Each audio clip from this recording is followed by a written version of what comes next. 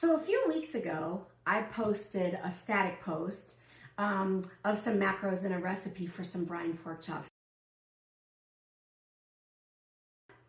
A girlfriend of mine came up to me and she said, I don't know how to brine something.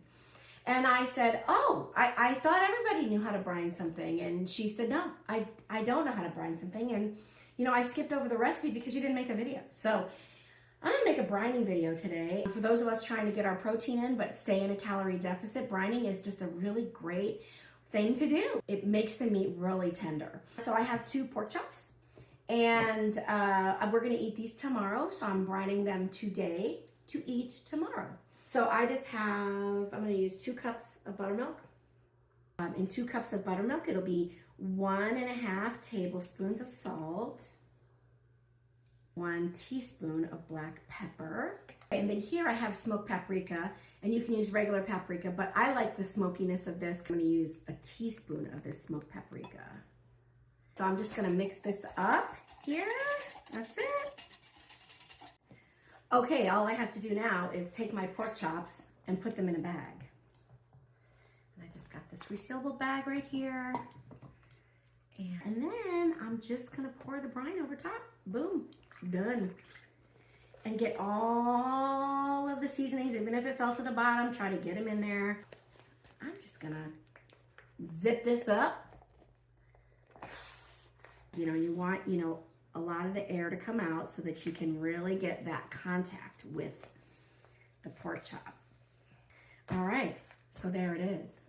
My pork chops are sitting here in this brine.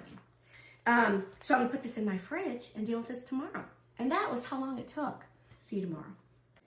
Okay, so yesterday I brined my pork chop and it's dinner time the day after, and here they are, all brined. I'm gonna show you what happened to them. Look at this. Oh, all brined up. Just gonna put that in this little bowl here.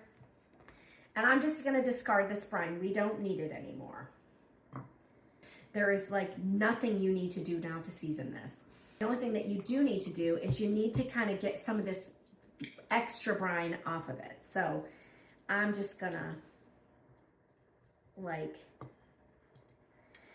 get it on this paper towel. I'm gonna take a little more paper towel, get it it doesn't have to be perfectly dry. So there's my pork chop all brined, all cleaned up. And I'm just gonna put it on this plate.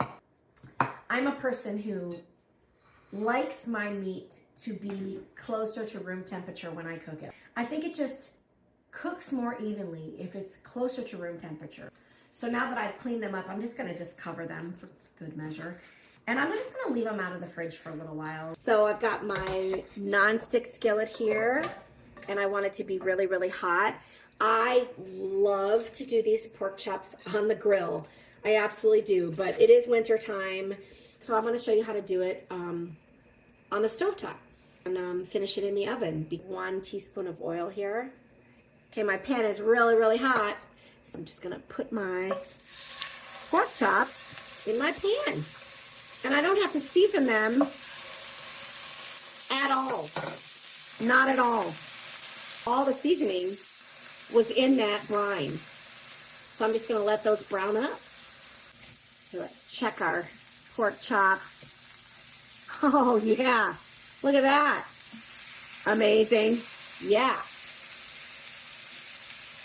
My oven on 375 here, and I'm just gonna finish them in the oven.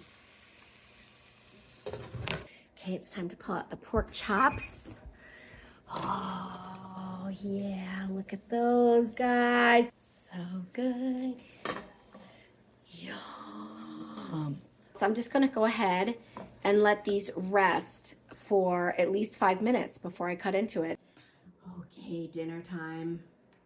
How is this for high protein, high fiber? How's that? I don't know, looks really good to me. So I'm gonna try my pork chop. This is some kind of tender pork chop. My knife went so easily through it, so good.